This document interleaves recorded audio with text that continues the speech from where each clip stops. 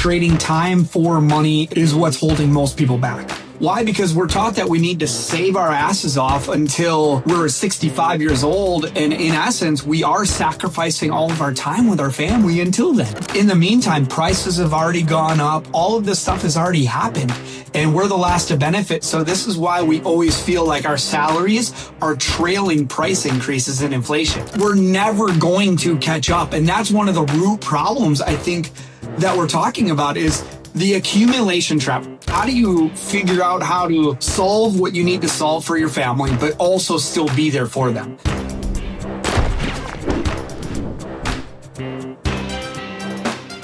Sterling, welcome to the show. It's been a little while coming, and I've been really looking forward to having you on. So glad you made the goal. Yeah, thanks for having me here, and this is going to be awesome.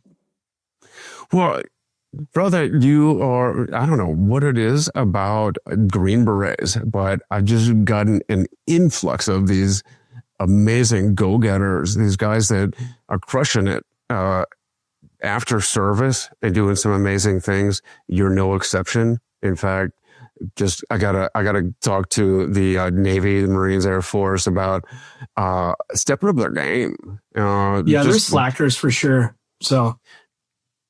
But you served as a Green Beret, and then you're an entrepreneur, a real estate investor, and now author with Buyer Freedom. And so, there's one of those things where I'm in one of those Facebook groups, and I've got one of my own, and it's men, fathers, husbands. And every day I see I read these questions there are people, these guys are worried about income, taking care of providing for the family, inflation, saving, they're torn between the grind and not losing the best years of their life and missing out on their kids' childhoods and being a dad and being a husband. Basically, the question is, what do we have wrong about this model of, grind until you're 65, save, toss it all in, savings account, emergency fund, and IRA, 401k, and then, hope that we get some time off when we're too old to enjoy it. Yeah, I think that's one of the biggest challenges. And I speak in a more traditional sense of a man, right? Of we are viewed as the protector and providers of our families. And that creates this massive dilemma for us because in order to protect and provide, we should be going out and slaying the dragons and bringing home the bacon and all of these other things, which is fantastic. And I'm all for hard work and I'm all for putting, your life on the line and putting your family before yourself. That being said, most of the time, your family just wants you. So how exactly, like you said, is how do you figure out how to solve what you need to solve for your family, but also still be there for them? And most of us, we go and we work our job, right? We work 9 to 5 or whatever our shift might be. And we come back and, we brought home the bacon and we try to be present for our family. But the problem is a lot of times we're so tired from work or we're frustrated from something that happened at work or anything. And then we compound that problem because affordability has become such a problem that now a lot of times wives are working as well. So now who is ultimately truly being the nurturer for our families and who is there to, coach the baseball games and all of these other things? It just really turns into a real problem, I think, that we're facing. So I think the problem, the model that we're all following now, as you read the book, I talk about it in there, and I call it the accumulation trap. Why? Because we're taught that we need to save our asses off until we're 65 years old. And in essence, we are sacrificing all of our time with our family until then. And, it's like, but you can have both if you just shift how you think a little bit, because that model was built for when the industrial age was just starting to step itself up. right? Is, we start to spread out a little bit as a culture away from the cities, right? Because the automobile and everything allowed us to kind of stretch ourselves out a little bit further. And then from there, we were able to, kind of step away from the husbands were the ones working. We then kind of allowed them to really be able to provide on a real simple job. A factory work or even like a basic white collar salary could provide a good middle class lifestyle. And now we have influences, obviously, that makes us stretch a little bit further, that we may want more than a middle class lifestyle because of social media and all these other influences and TV and all this other crap. Don't get me wrong. But ultimately, I think everybody that listens to your show, Aaron, we just want to know, how do we provide a good, secure life that allows my family the freedom to live basically how we want? We don't need anything extravagant. We don't need jets and, Gucci clothes and all the other stuff. Sure, maybe here and there, that'd be fun. But beyond that, really, we just want to provide a really good, fun, safe life for our families. Problem, though, is it's not Gucci life. It's not, not the extravagance. I just assigned my son up for the summer lacrosse league. Is 1 month, but he needs a new helmet. The 1 month of lacrosse is $500 to register, and that doesn't include being part of the national whatever league thing.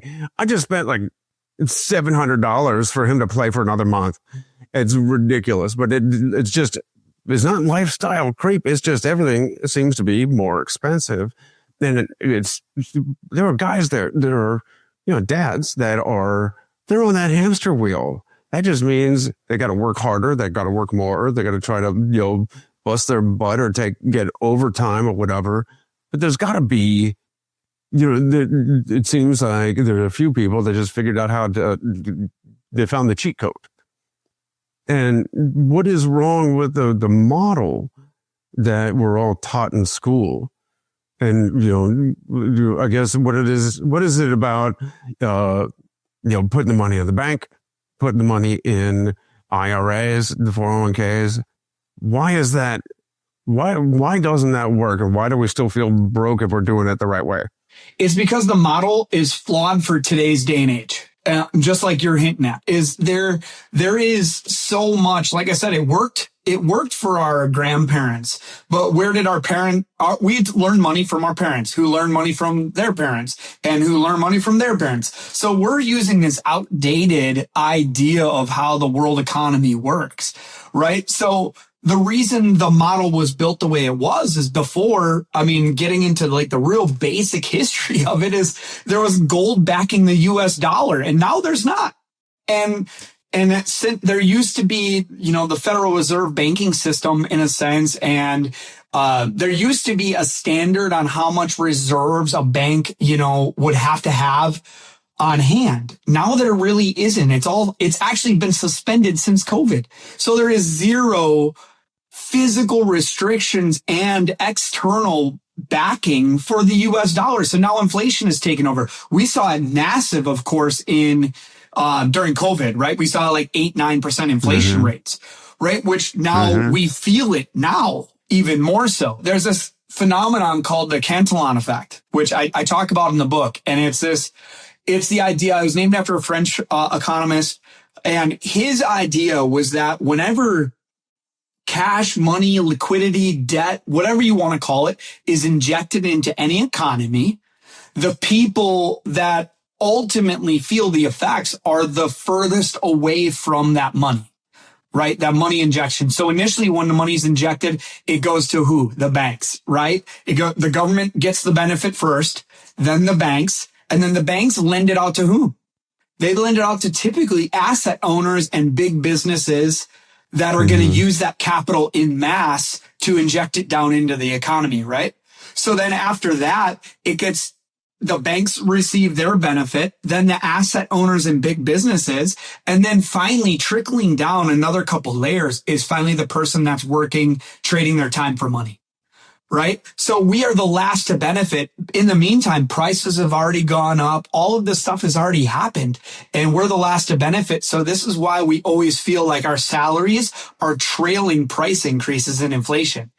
So we're never going to catch up. And that's one of the root problems I think that we're talking about is the accumulation trap. We're taught we need to save a whole bunch of money, put it in a 401k because it's tax advantaged and and even Roth IRA is great. Yeah, you can use post-tax dollars to it. But again, the maximum they'll allow you to have is $7,500, I think, is the max you can contribute to a Roth, right? That's not fucking life-changing money. Like, come on. Like, what are you going to get? Even if you get a 10x return on that, what, you got 70 grand? Who cares? Like, that's not enough to retire on. And besides, it's still locked up until you're, 65 years old or 59 and a half, depending on how you have it and want to take your penalties. So you literally, by using that model, you're locking yourselves into working until you're 65 years old. So yeah, but diversify risk with a mutual fund, index fund, and then let the magic word, compounding, take effect. Remember, everybody loves using that $1 million versus the penny doubled example. Yeah. Look at the power of compounding. Yeah, it's awesome when you get 100% return every day. I mean, that's amazing.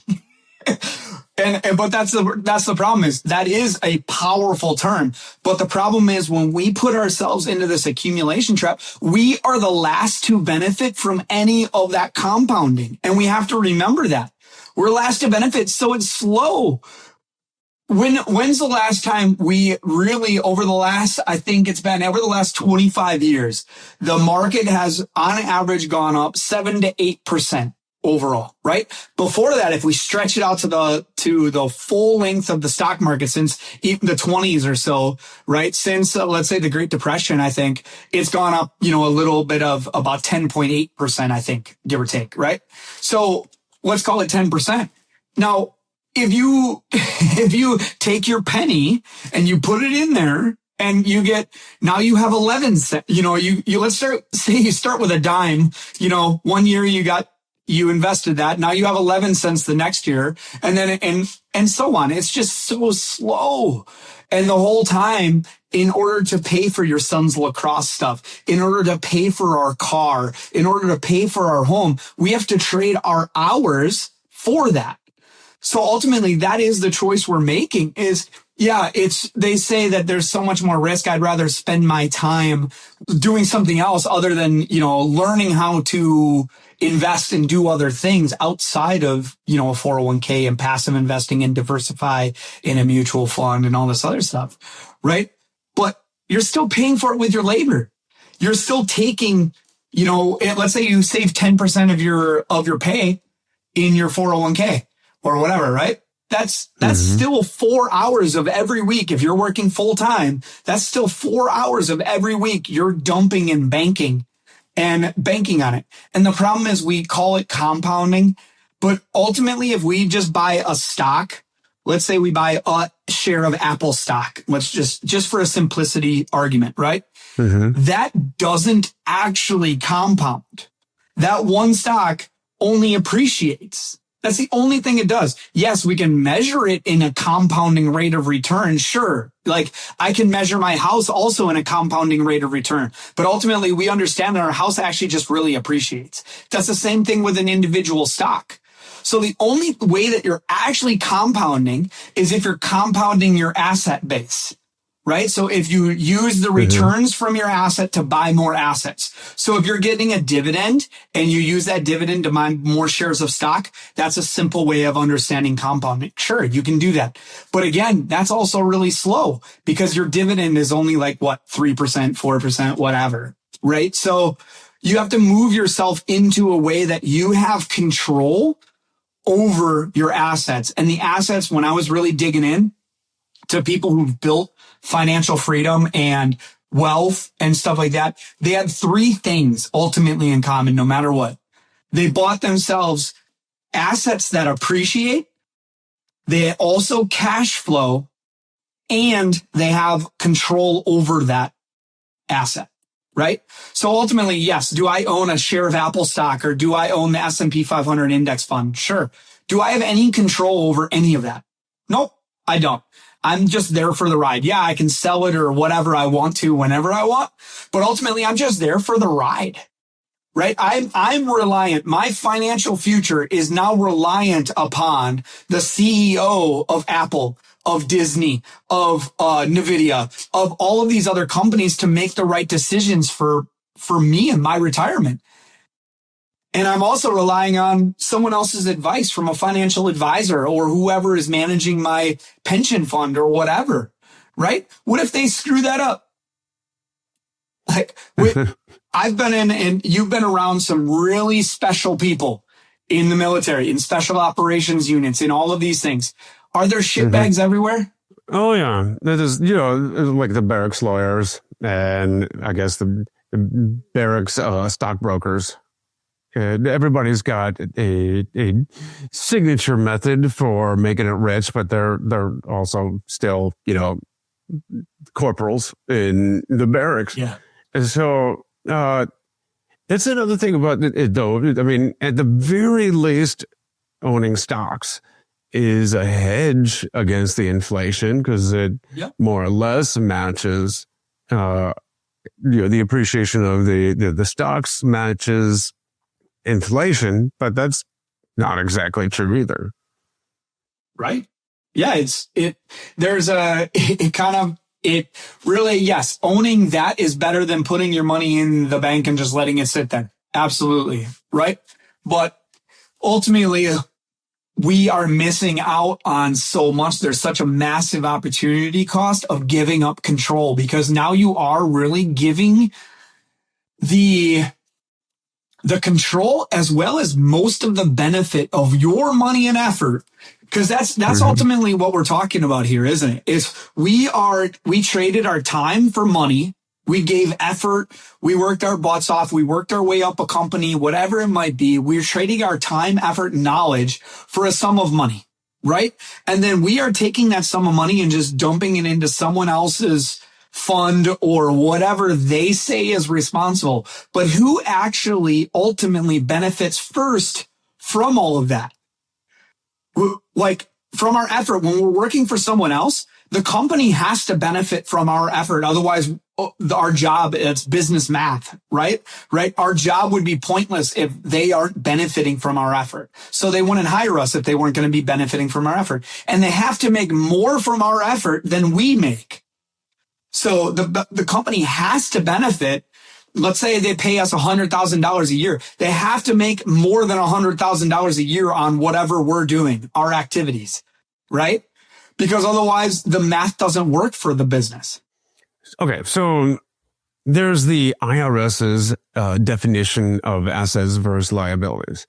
And one is essentially debt or something of value, right? Something of cash value. But you've got a different definition of assets versus liabilities. Like the big debate is, that saying, the tried and true saying that your home is your biggest investment you'll ever make, or most people will ever make. But you don't believe the house is an asset at all, or at least not by your definition. So what?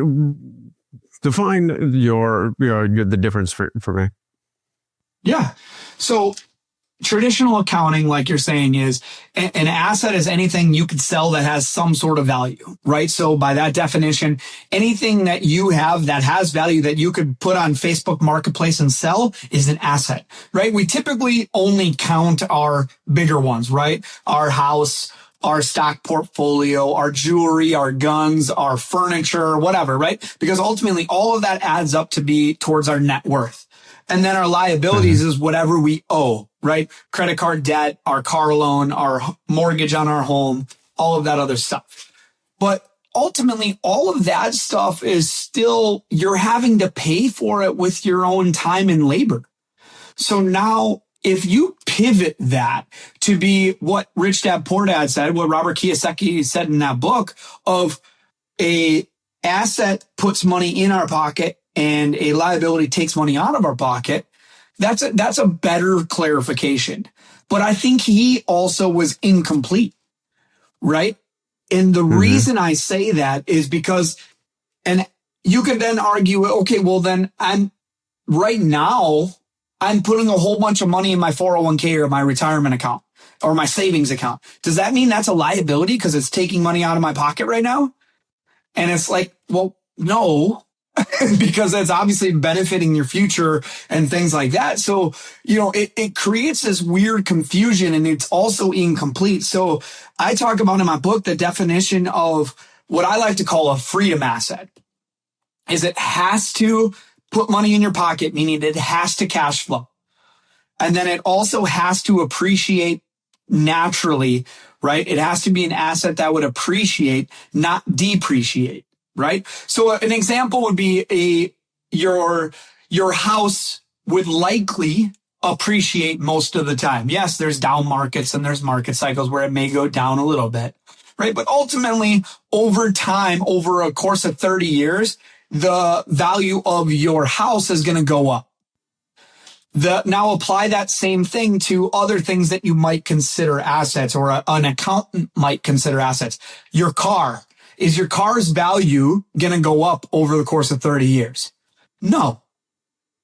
Unless it's some collector car, right? But no, it's not going to. Is your furniture's value going to go up? No.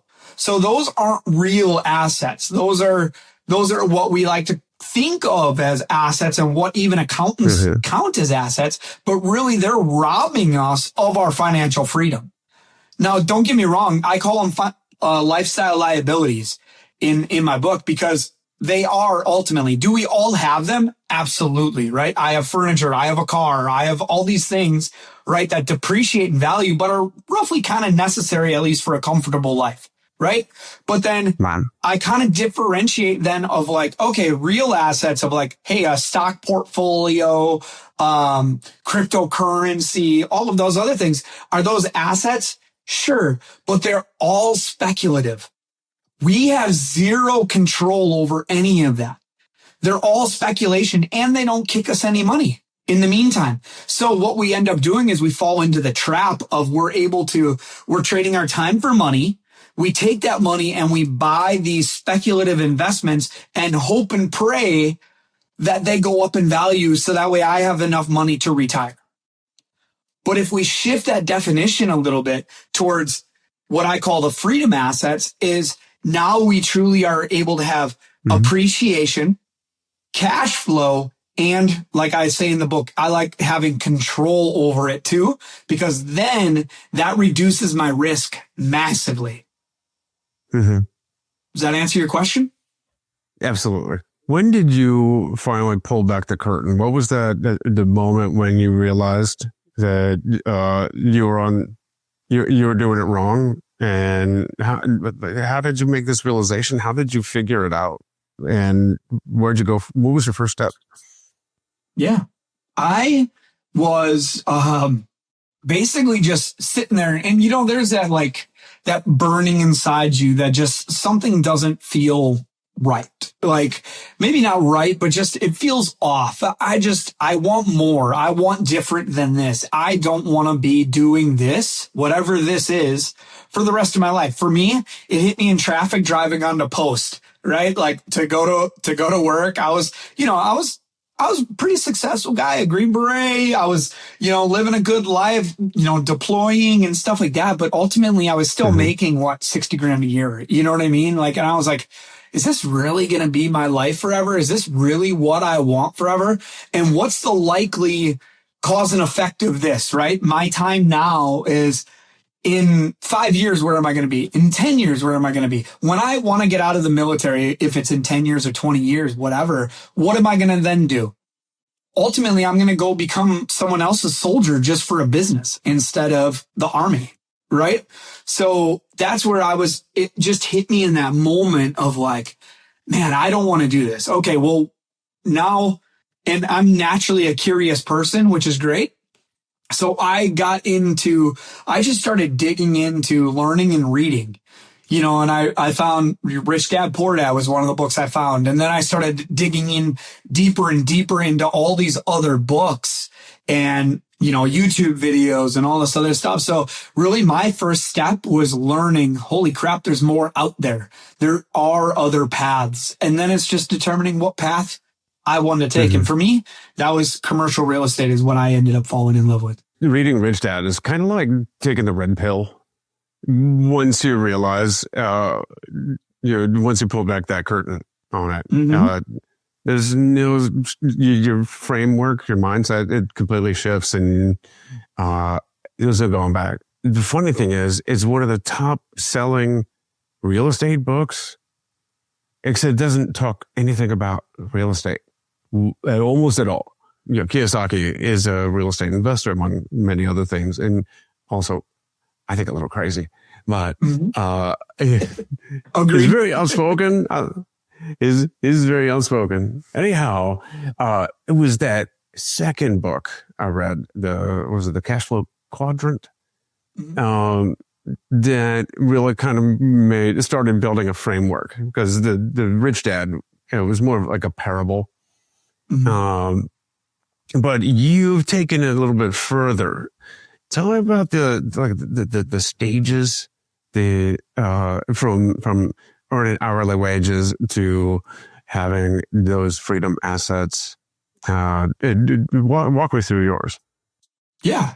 So I call mine the 5 stages of income, right? We all, from stage 1 to stage 5. And the key here is that you don't have to work through them progressively. You don't have to go from 1 to 2, then to 3, then to 4. No, you can be in multiple stages at once. It's just a way to visualize and create a goal of where you want to be and understand the reality of how it works. And I think that's the big difference. Is a lot of people think one thing that we're all sold is this dream of passive income. And it's like, yeah, but to get real good life-changing passive income, you need a crap ton of money or equity, ultimately, because typically when it's purely passive also means you have zero control, which means even if you are investing in, like real estate, it's typically in maybe a syndication or someone else's deal or whatever, right? Or you're investing in a fund of some kind. But to be able to live, let's say I want to make $200,000 a year and they're going to give me 10% return on my money. How much money do I have to be invested with them? I have to have $2 million invested with them in order to make that money, right? So how can you pivot that? And it's using your own labor, knowledge, and skills as leverage.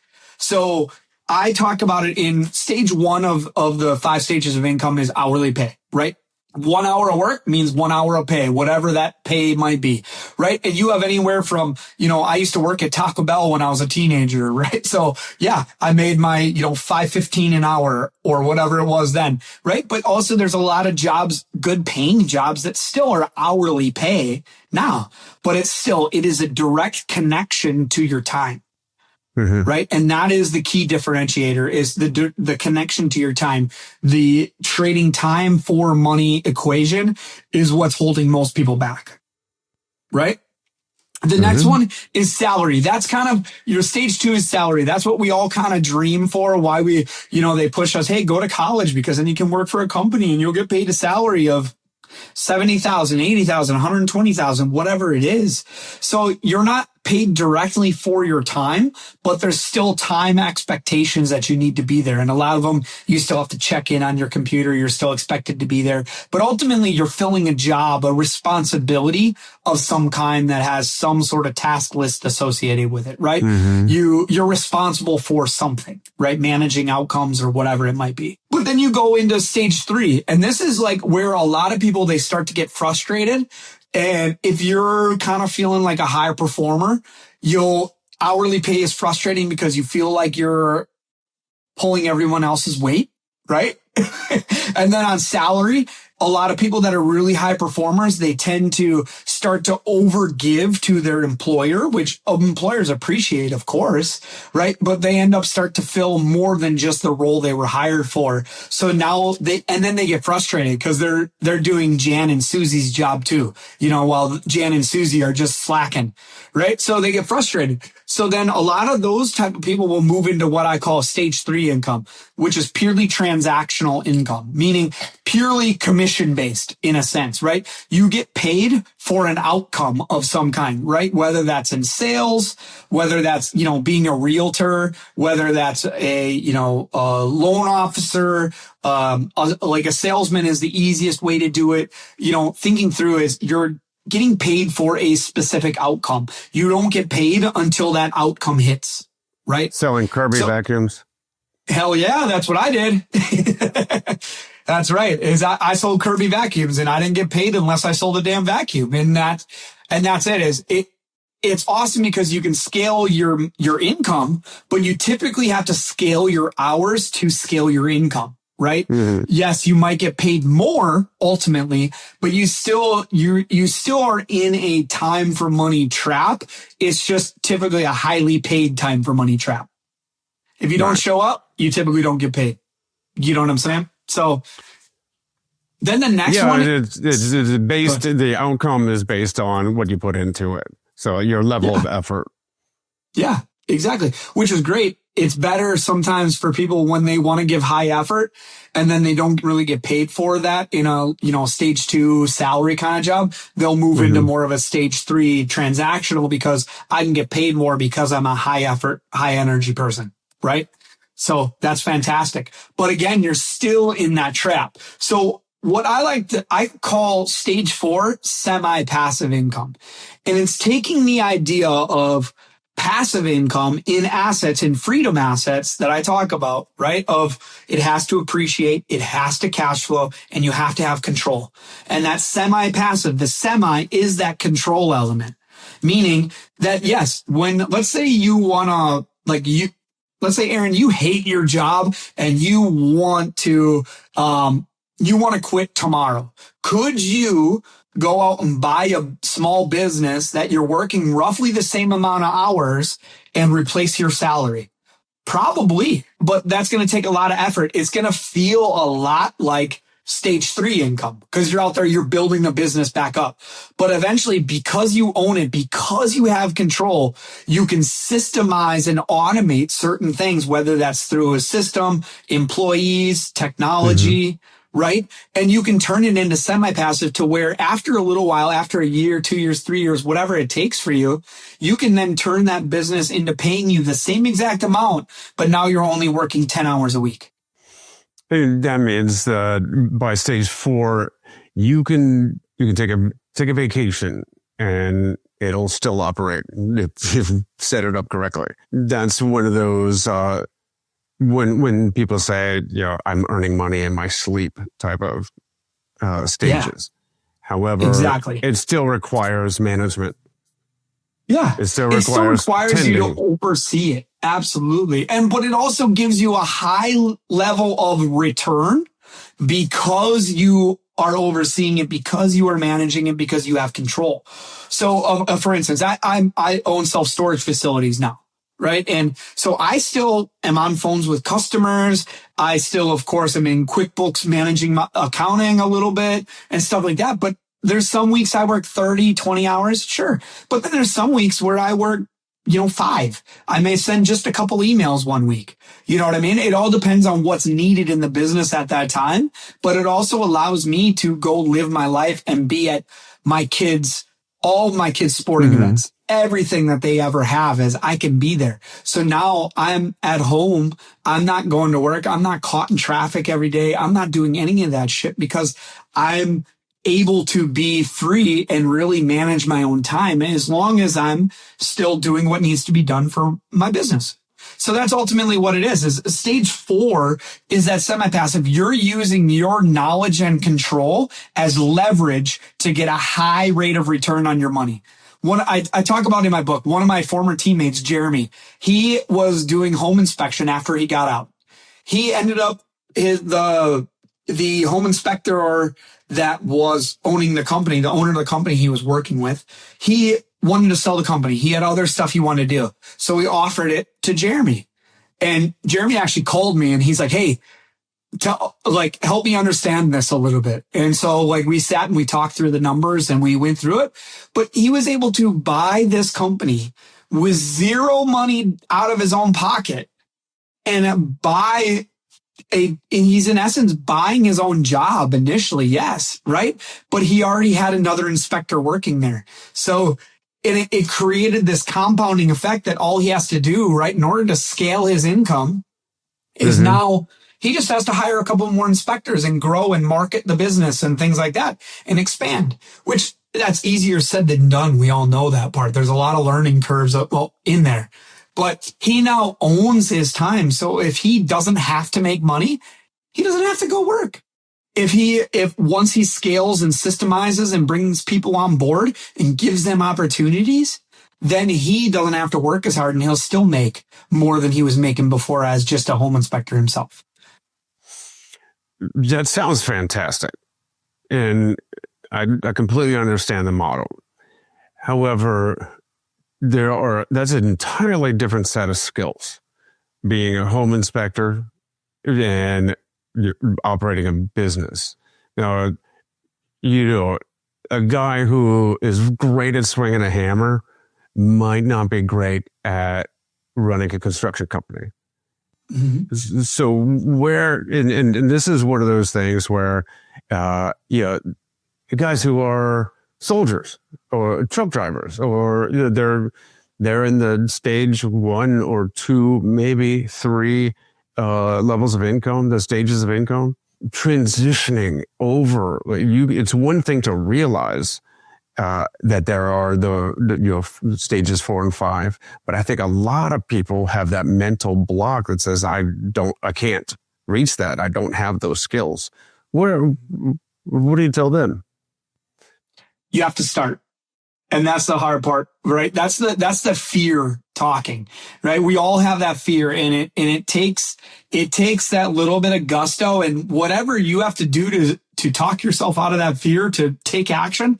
That's what it takes. So for me, I was scared as shit too. I didn't want to lose money. We don't want to hear from our wives like, what are you doing? I told you so. And all this other stuff, right? We're scared because we know what we do affects not only us, but our wife and our kids and everything else. So we're afraid to lose money. We're afraid to step out. But what it takes is just a little bit of steps, a little bit of action. And then you start to get comfortable in that action, right?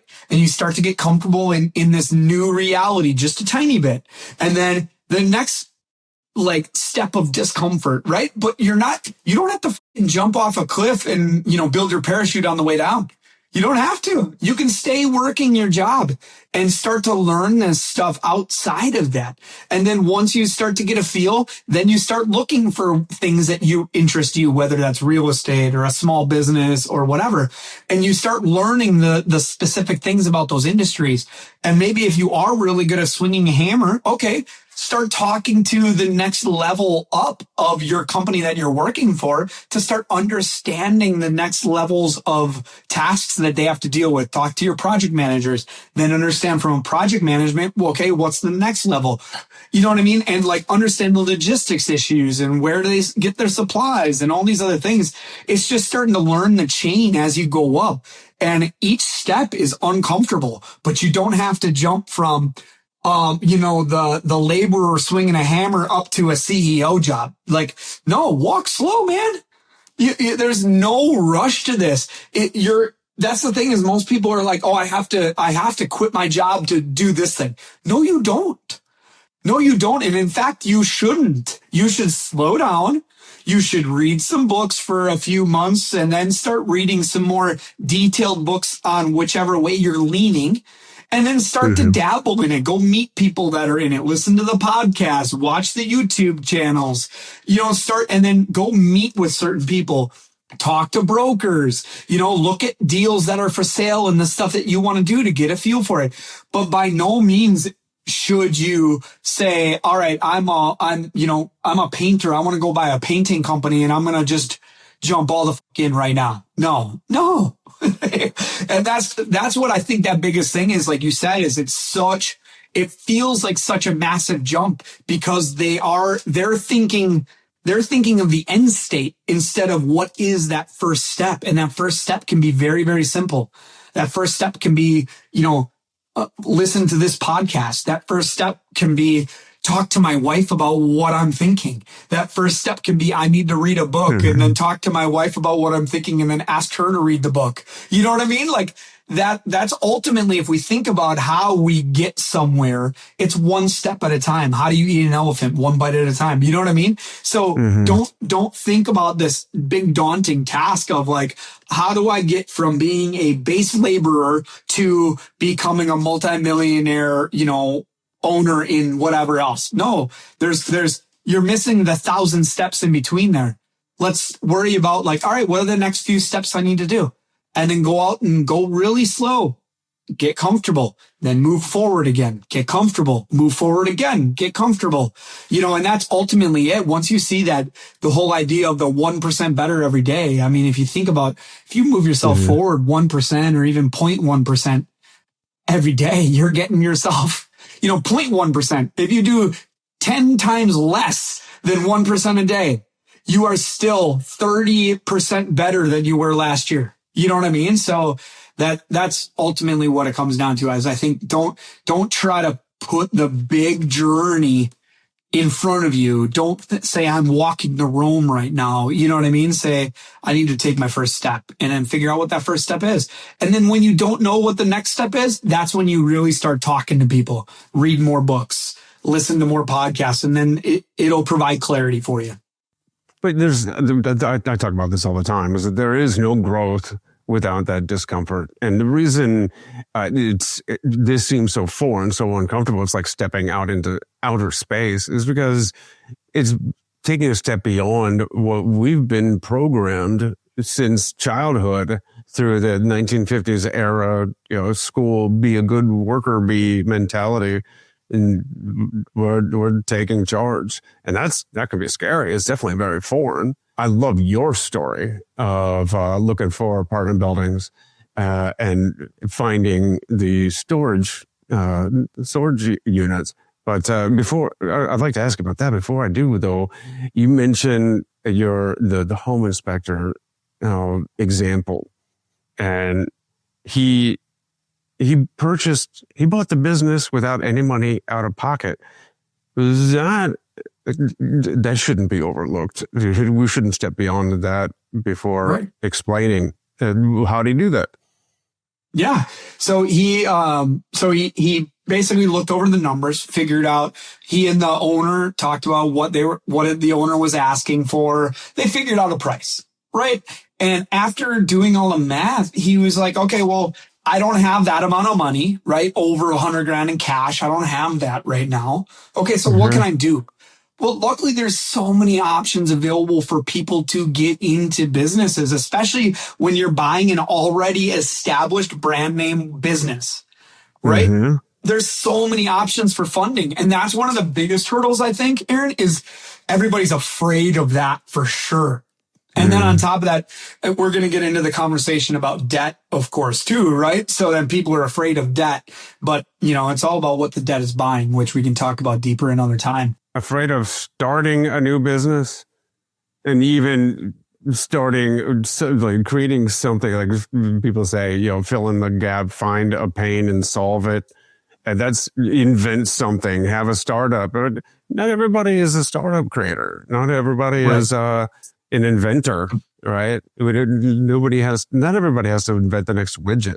What you're talking about is just taking over an existing company. But then a lot of people, they just don't, they're like, I'm not rich. I don't have that money in the bank yet. And we're talking about being on the hamster wheel. So buying a business without any out of pocket just seems just astronomical, or just doesn't seem like in anybody's or in regular Joe's reality. Right. Well, and that's it is, we talked about, through training pipelines, right? So in the special forces qualification course or assessment and selection, we deselect ourselves. So many people didn't make it because they quit. They quit on themselves. Yeah, they were sore, they were tired or whatever. And then they're like, you know what? They're not going to pick me anyway. So I'm just going to like step out.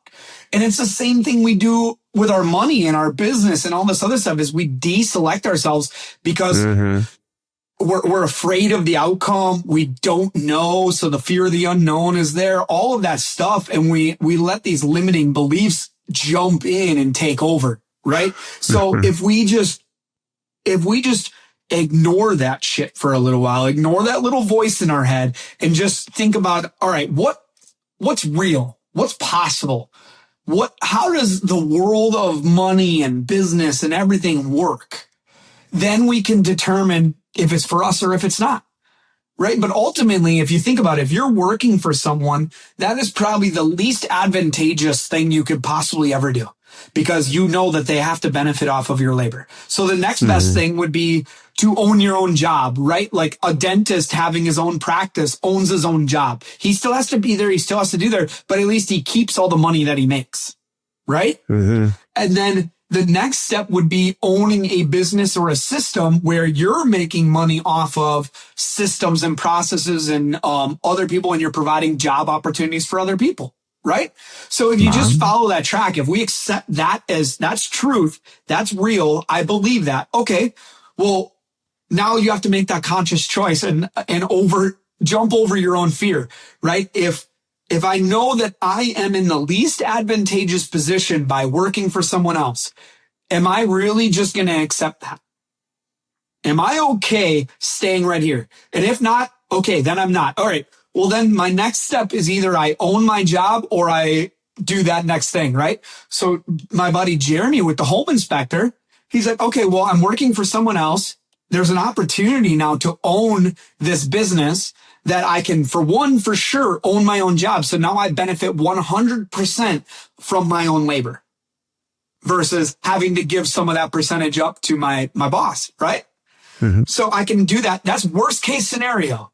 So the worst case scenario is I end up better than where I was, and then the best case scenario is now I also take this and I learn and I continue to move forward slowly and hire another inspector, train them well, provide them the equipment for them to be successful, go with them to job sites because it's not costing me any money to do that. And then eventually I'm mentoring other people to the point where I have, 2 inspectors under me, then 3, then 5, then 20, or whatever it turns out to be. That's how businesses grow. So ultimately, if we're able to just jump over that little bit of fear and limiting beliefs by deselecting ourselves and just understand what's real and what's perceived fear, right? Then we can understand it. And that's Jeremy's story is such an awesome example of it, which is why I included it, because he's already working as a home inspector. Literally, he already knows their appointment software. He already knows that the secretary handles, the things she handles. So what are the risks associated with it? What is he going to all of a sudden take over the company and then do terrible? Like, is he all of a sudden going to not do his job well, inspecting homes great?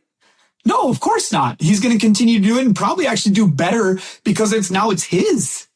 So if that's the case, then it's only upside he has the potential to gain.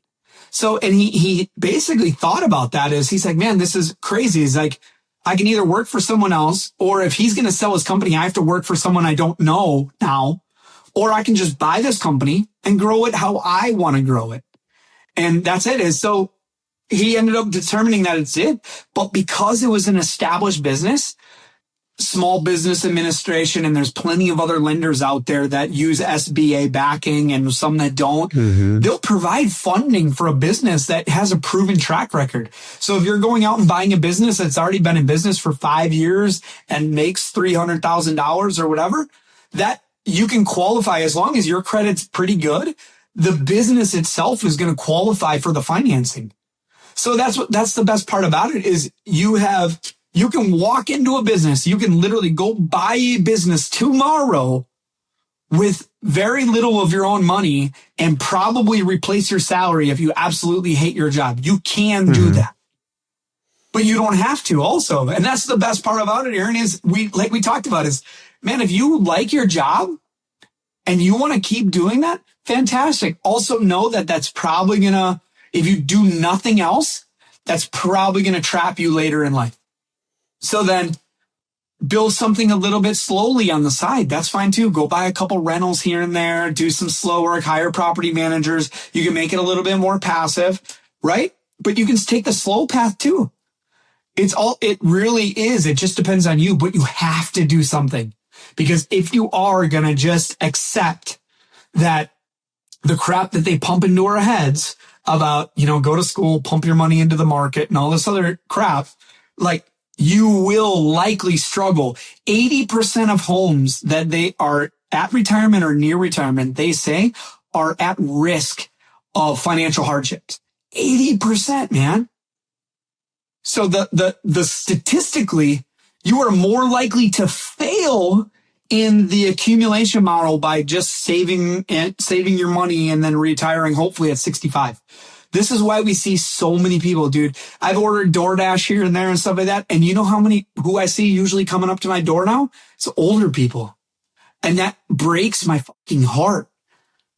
You know? Yeah, that's right. Driving for dollars means a whole different thing to me. Yeah. I'm looking for assets. Well, not me in particular, but when I say driving for dollars, I'm looking for those assets that I could purchase versus a side hustle. And that's what, it kind of makes it cringe when I, reading those posts and, I can't take any more overtime. I'm looking for a side hustle I can squeeze in on the weekends, the evenings, and then completely miss the rest of my life. Maybe I'll, be a shopper for Instacart or something. And that's great for some short-term money or maybe a little extra pocket cash. But yeah, what we've been talking about today is finding those freedom assets. And again, when we were talking about whether it's buying a business or creating one, or if it's buying real estate, you purchased your very first real estate investment wasn't a single family home, no. But you used, it was kind of advanced methods here, rather than the traditional 20% down. And we should probably, mention leverage, with freedom assets, but run quickly, through your first investment. How'd you come by it? Why did you look for that in, apartments in the first place? And how'd you settle on storage units? Yeah. So we started because it felt the most accessible. We started looking for single family homes initially, right? Like we did the whole thing. My wife and I sat while we had little babies, like watching their evening cartoons before we put them to bed, sipping on their sippy cups of milk. We were literally handwriting letters to lists that we bought of, high equity homeowners, absentee homeowners, all these other things. And none of it felt sexy. None of it felt fun to me. And it just wasn't our thing. It just wasn't for me. So I was enamored with the idea of multifamily at the time, right? I loved it because it just logically made sense. People need places to live. There's so many crappy landlords out there. It provides an opportunity to provide someone a nice, clean, safe, affordable place to live. That's awesome. And it's something that is a core human need, that the need for shelter is never going away, right? So I was like, all right, it just makes sense to me. To me, that means that's like a business that is very unlikely to fail, right? I would have to actually be really crappy at this in order for it to fail. So I was like, all right, I wanted to get into it, but obviously we're talking about potentially millions of dollars to buy a deal. I had like $5,000. So that's not going to work. So I can't. It was like I had to be resourceful. I had to figure out another way to do it. If that's ultimately what I wanted to do, I had to figure out another path to get there. So I, of course, started to learn as much as I could. I paid for a coach, put it on credit cards. I paid for a coach, man. That's just a quick sidebar. Dude, it's crazy to me that people will go spend 50 to 100 grand on a college education, but won't spend 3, 4, 5 grand on a coach of someone who's actually done what they want to do and can literally change their life. You're going to go spend 100 grand to make maybe, $100,000 a year versus spending 5 grand to go make millions. Are you crazy? Anyways, that's a sidebar. But the idea of apartments never left me. So I went and I found people who have done it, who I felt like I could trust, who I could learn from, and I hired a coach. And that gave me the confidence behind me that when I did find deals, I could be like, hey, I think this looks good. And they would say, yeah, that looks good. Or, hey, have you thought of this? Hey, what is your plan if this happens? And they can kind of stress test me and also give me the confidence to be like, no, man, it looks good. You did right. That's it. Which a lot of times that's almost what we need is we just need someone in our pocket to be like, no, man, you're good. Good job. Keep going. Move forward. Right? It kind of giving us that boost, just like we had mentors in the military. Like, hey, no, you're doing good. Keep moving. And that's ultimately what it came down to. So I had that. And then I was reaching out and starting to find properties in Colorado Springs because I was stationed at Fort Carson there. And I was going and I met a couple brokers at big properties and, you get kind of dismissed because you're the new guy. They can tell you're new and you're just kind of like, you're still fumbling around to figure it out. And then one afternoon, it was a Saturday morning, I don't know, like 9, 10 o'clock. My wife and I packed up our 2 daughters, who are, 2 and 4 at the time. And we have them in our car. And then, we go to this deal and it was just listed. It was like a 60 unit apartment complex and stuff like that. It felt scary to go there, of course. Right. But we get there, we're waiting and the broker never shows up. He just ditches us. So I'm like, all right, well, we're not going to waste this opportunity. We packed up the kids. We're out here, 25, 30 minutes away from home. So we just drove around the neighborhood and started looking around. And I just called the for rent sign on all these properties, whether it was a duplex, a fourplex. And then my first deal was an 18 unit apartment complex. I called the for rent sign and it looked like a decently maintained spot. Called it and a lady answered and I just said, hey, just calling about, I saw you have for rent. And so she starts going into her spiel about, renting and leasing to us. And I said, hey, I'm actually sorry. My wife and I just moved into the area and we're wanting to get into apartment complexes. Would you ever be interested in selling? And at the time, this is 2014. She was like, I don't know. Let me talk about it with my husband. And I was like, all right, great. Let's follow up. And I talked to her, that evening. And, we set a time to follow up that evening and she's like, yeah, let's sit down and talk about it. So that's how it all kicked off, man, is just simply calling a for rent sign, driving for dollars, like you said, and just having the guts to go out there and put yourself out there a little bit, screw up, because there's plenty of those phone calls where they just hung up on me. You know what I mean? But then you're going to get the one that they understand. And I'm not one that tries to fake it till I make it. I'm brand new to this. I'm thinking about getting into this, that they give you a little bit of grace because I think they see a little bit of themselves when they were first starting in you. And then they are accepting of your flaws, right? You don't have to know everything when you're first starting out. It's actually better if you don't and just own it. And then, we met at a diner, talked about it, and we negotiated back and forth. I was able to negotiate. I learned all of this stuff. Don't get me wrong. I dug deep and learned a lot about seller financing, structuring deals, how to maximize cash flows, all of these things. I made sure I learned a lot about. And ultimately, we were able to negotiate a good price that worked. And then I was able to negotiate a 40-year amortization on it to maximize cash flows, and a 5-year balloon, and a earnest money deposit of just $1,500, which I could afford, right, to get it locked up.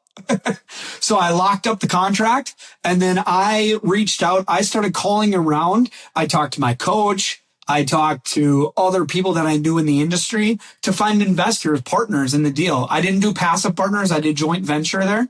Just found people, man. Just like, cause that's the one thing is if you have zero money, these skills that you have to bring to it is finding good deals or being amazing at operations, because those are two things that are always in need.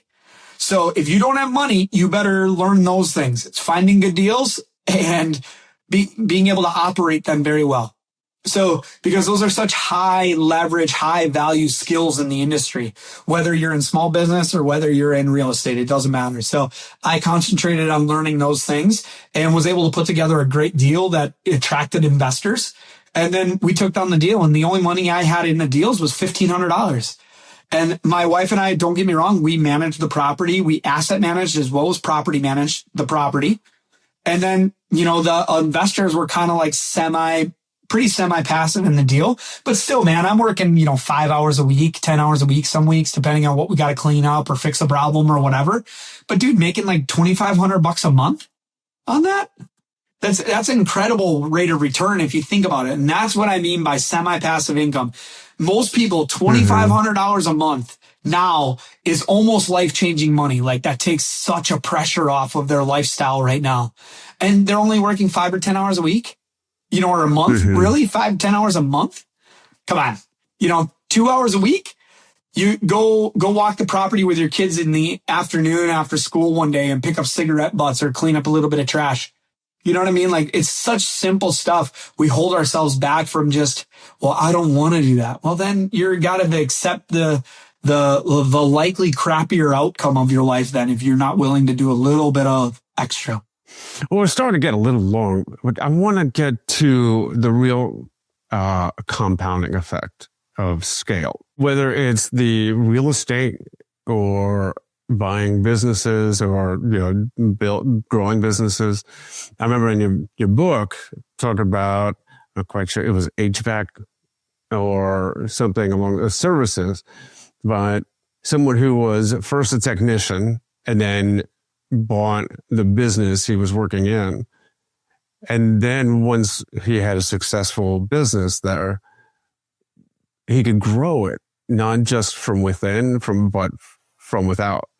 Yeah. So what's the next step once you've started buying one freedom asset or that semi-passive stage 4 and really getting into stage 5?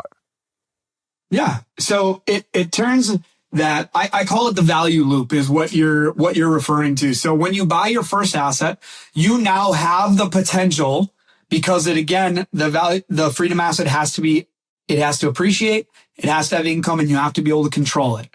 Right. Mm-hmm. So if you have that area and you go in and you buy one freedom asset that has that ability, and you know that there's some sort of way you can add value through your own control and knowledge and effort, now you can create value, because most of these freedom assets are valued based upon the income they produce. I call it operational performance. There's 4 drivers of appreciation. Number 4, the only controllable one that you really have is operational performance, increasing the net income of the property. You can do that in 2 ways, right? Lower the expenses or increase its income, or both.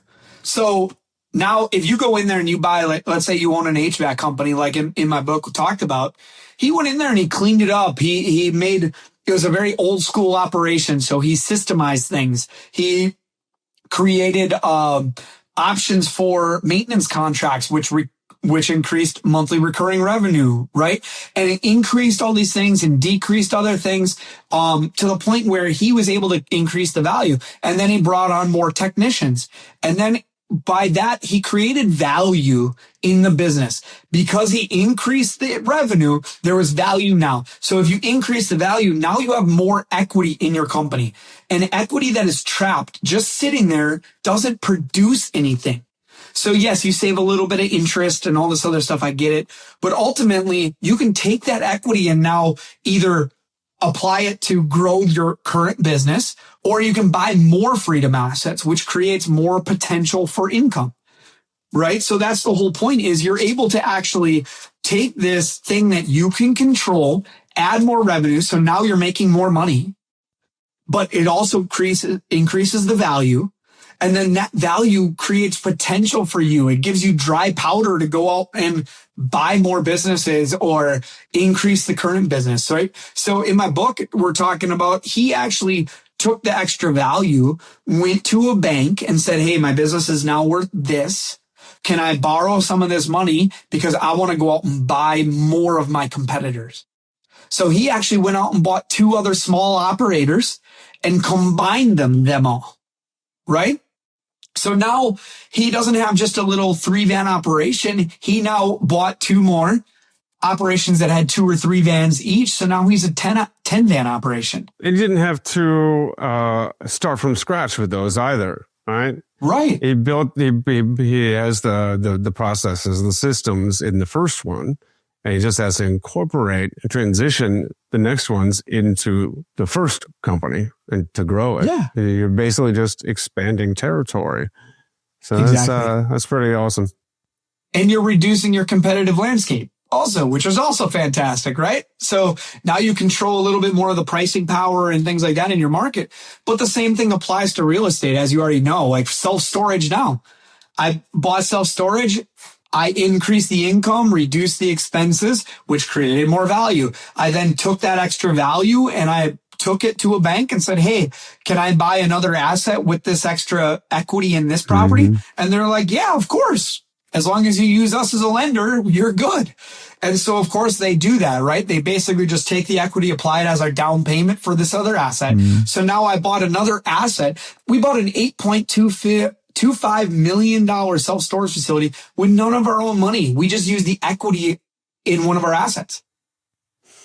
That's, going back to Kiyosaki, and he says that, because those, the things, right? The cars, the watches, that kind of, he calls them the doodads. Yeah. Is that you don't buy, you don't work to buy doodads. You'll stay poor that way. You buy assets that put cash in your pocket.